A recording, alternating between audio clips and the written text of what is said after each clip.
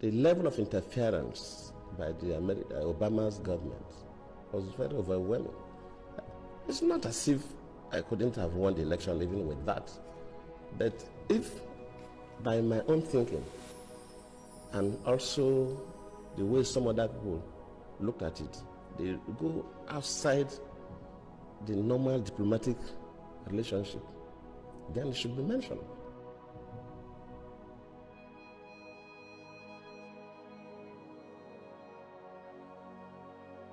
Sending that person to Nigeria at the eve of election, after Obama even issued a statement directing Nigerians to vote for the next chapter, that tells you something.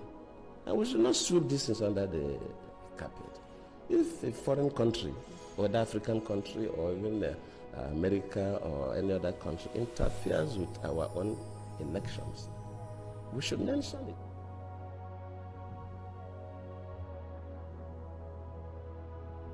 Immediately the Chibok issue came up, we expect Nigerians to be concerned. How do we get these girls out? Within a couple of days, we saw people going to the US, we bring back our girls' placards. How? Why? And of course, the Mrs. Obama received one of those placards. I cannot take responsibility for the abduction. I don't control Boko Haram. They are criminals. But as a president, of course, you know, it's not the president that go to the field. You have security and intelligence officers that do the work. Let me admit that, yes, maybe they do their best, but their best was not good enough for us to recover the girls.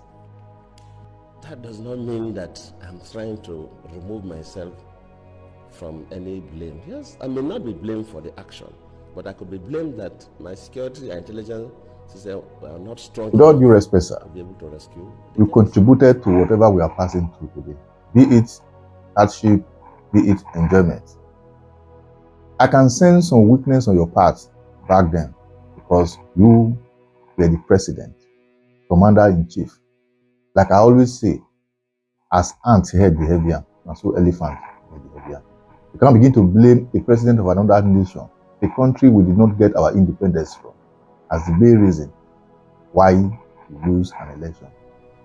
If you ask me, I will tell you that 8 years Buhari ruled Nigeria was the worst nightmare Nigeria ever received.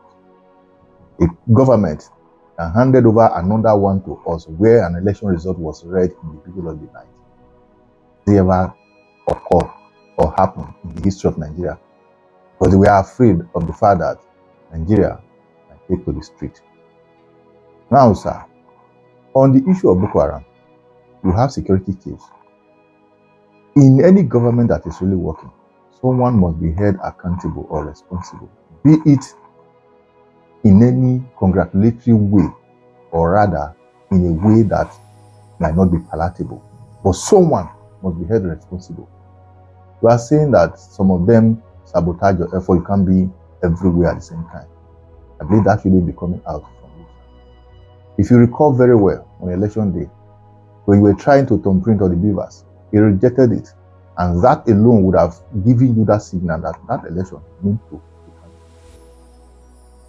Elections were still ongoing and we were coerced by what I presume to congratulate Buhari. Do you think if reverse was to be the case, APC were to be in power and the president is trying to cast his ballot and the machine is not recognizing his fingerprint, don't you think they would have made so much excuses why the election will be cancelled? But you never do that.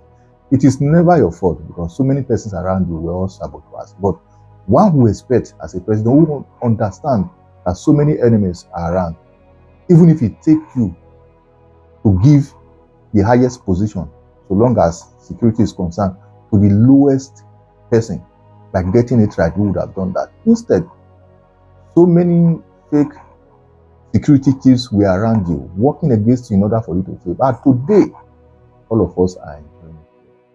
And I want to advise African leaders out there, so long as you have gained an independence, you are a nation, please do not stand like a second fiddle in the midst of other presidents all over the world. There's no nation who has not gone through what Africa is going through at the moment. This is our trying moment. Try to stand your ground. We all have what it takes to develop Africa. And I pray that one day, Africa or Nigeria will get it right. And we share. Thank you, Joseph.